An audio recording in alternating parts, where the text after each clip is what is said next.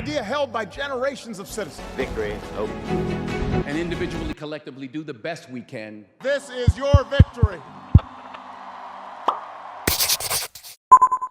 To welcome on stage, please give a very warm welcome to Palki Sharma, Managing Editor of Network 18 Media. How are you? Thank you so much for joining us. This is very exciting you're here. Yes, please do take a seat. How does it feel to be in the other seat, answering the questions this time? Well, I will be more sympathetic to my guests. There you go. Let's just say that. Brilliant. Right, I wanted to start off with a tweet that I read online from you. And it says, "I hope I live to see the time where the world doesn't need a Women's Day to recognize the place of women in society, and that empowerment doesn't come from marketing drives, fancy quotes, and cupcakes." Can you elaborate? I agree, by the way. But please do elaborate for us. I will. Let me also first start by thanking Manoj and IGF for having me here and for us to be able to have a conversation like this. And I totally sort of stand by what I wrote, that cupcakes will not bring empowerment. Definitely. For empowerment, you need to be acknowledged for what you bring to the table, which women often don't. You need freedom of choice. And freedom to express your opinion. You need financial independence. You need to be in control of your life. And I think being rewarded and being appreciated for what you contribute to this world, not just in terms of words, but I think in our world increasingly financially as well, is very, very important. And that's something we're going to touch on a bit later on, because I know financial independence for you is a big passion sort of topic. As a very successful woman in journalism, sort of what challenges have you had along the way as a woman in journalism? Has it been quite an easy road for you? I think the challenges for women are near universal, and they are industry agnostic. For journalists, the time that we spend doing our work the hours are longer, it's more demanding physically and mentally, and you find yourself in situations which are not always friendly. So yes, it can seem more daunting from the outside, but I think any woman who manages both home and work feels those pressures. Having said that, in newsrooms still are a man's world. I know there are a lot of women presenters, but the people who are making the calls are more men than women. And I think I was lucky to have had some good mentors and bosses along the way. But I wouldn't say that it's easy for anyone, for people in my team. And whatever I learned in my 2 odd decades, I make sure that the challenges I face are not the same ones that my team faces. I'm sure they have their own set of things to worry about. But I think what we need is more women leaders to be able to appreciate what women in the workforce anywhere go through. And so, I mean, you've become, managing editor. You're managing editor of 2 networks now. So how has that sort of journey been as a woman? Have you had to fight your way to the top, or has it been quite a nice, supportive atmosphere in both networks?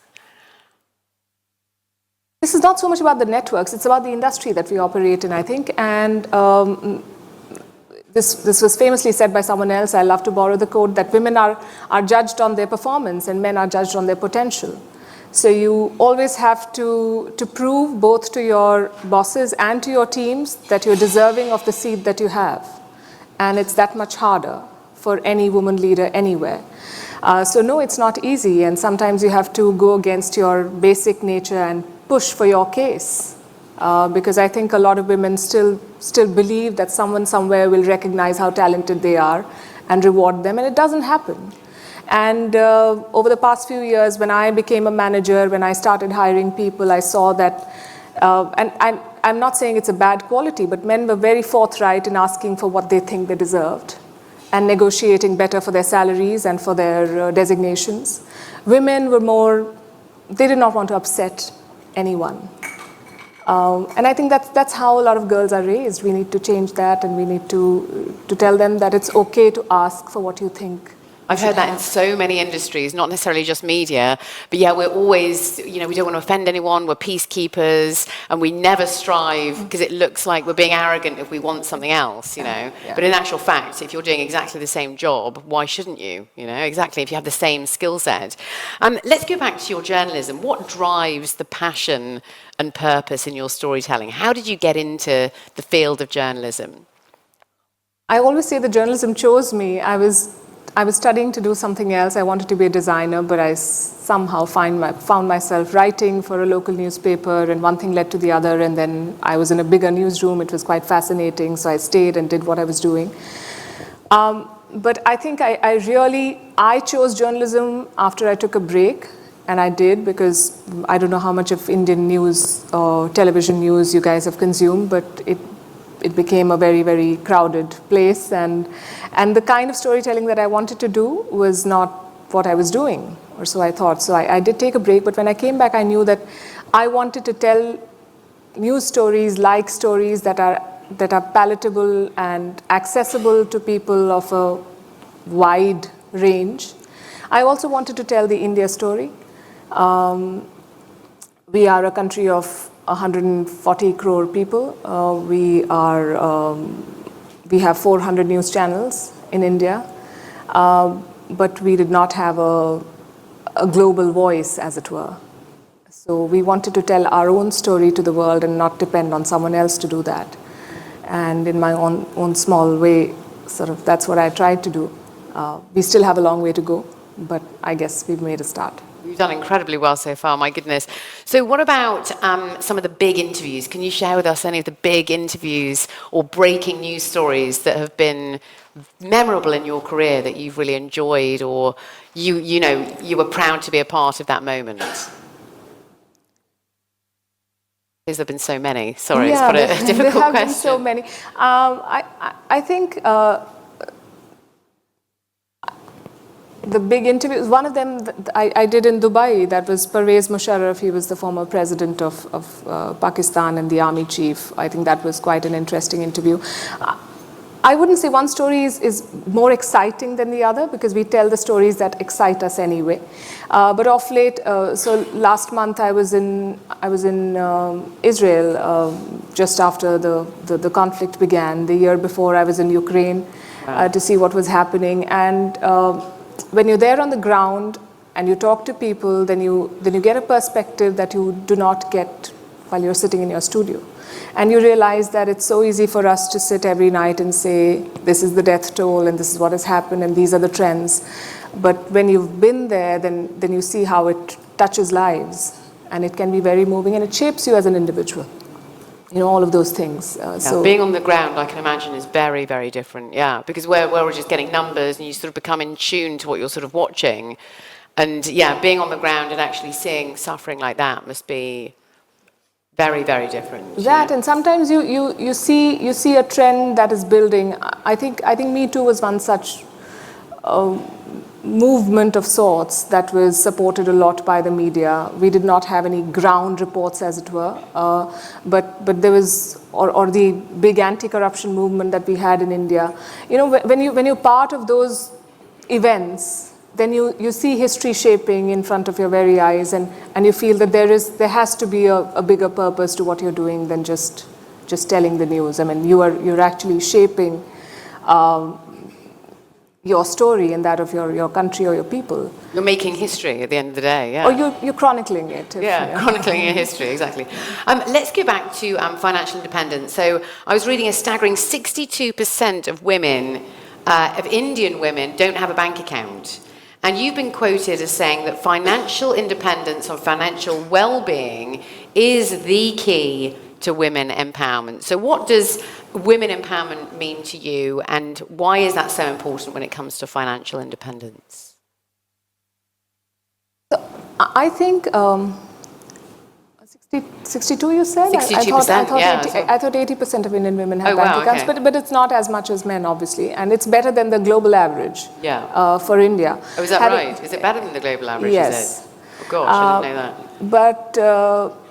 But I think in India, or I don't know about other societies, but women have a way of saving which is not documented in formal structures. So we are the biggest consumers of gold, and that is a form of security for women, and they stash away some money, but that money is just there. It's not investment. It's just a saving for a rainy day, and it's their understanding of security. I think even for women who have jobs and who are earning their own money are not managing it. I have a friend who runs a podcast on financial advice, and she told me that a lot of middle-aged women in India are now being struck with 2 Ds, that is debt and divorce. And then when they're on their own with a big debt, they do not know, they've never managed their finances. And so she's telling them to take charge of, and it can't be so difficult. And I think financial literacy is a life skill that should be taught in schools to everyone, but especially to women, because we need to know what we're doing with what we have. So I think financial independence is very important, and we need to I guess, it's not on anyone's priority list, not that I know of. So. Oh, it's not. Is it still something that's just sort of left behind? Yeah. Because as you said, there's financial independence, but then as you said, there's financial literacy, which is completely different, I suppose. So it's instilling that at a very early age, isn't it? Yes. Other than financial independence, what else do you think is needed for sort of women empowerment when it comes to being more independent and becoming more, independence, I suppose? I think it would help to have more women leaders because they can inspire others. I think in schools and colleges, women tend to do better academically, at least in India they do, than boys. But then somewhere along the way they drop out of the workforce because their career cycle and their biological cycles clash, and a lot of them choose their family or whatever it is that they're doing, and that's their choice. But I'm saying that we don't have a pipeline of leaders to draw from then after a certain point. So we need that. We also need networks that support women to pick a career of their choice. There are old boys clubs. There aren't such clubs or groups for women that enable them to make the choices that they want and grow. And they typically do not get the kind of investment. There was a very interesting study that was done, I think it was in the US, where the same investment pitch was made in a man's voice and the same one was made in a woman's voice, and the one with the man's voice got more takers. So I think these are inbuilt biases, and it won't change overnight. And what we need to do then is to co-opt men and women in this journey of transformation, because we cannot change biology, but we can certainly transform our society and what it expects of us. That's what we were talking about in one of the previous panels, actually, is like, do you think there should be blind pitching when it comes to entrepreneurship and trying to raise money? And as you said, a male voice got all the interest. So, I mean, obviously, it's a sad moment in time where you've got to do blind sort of pitching and things. But yeah, it's very interesting that the male voice got that through, though. Really interesting. What sort of education and policy needs to be further developed in order to sort of help promote more financial literacy from the bottom up, sort of within the education system? Do you think a lot more needs to be done? And what sort of active role would you like to see government sort of play to change the playing field?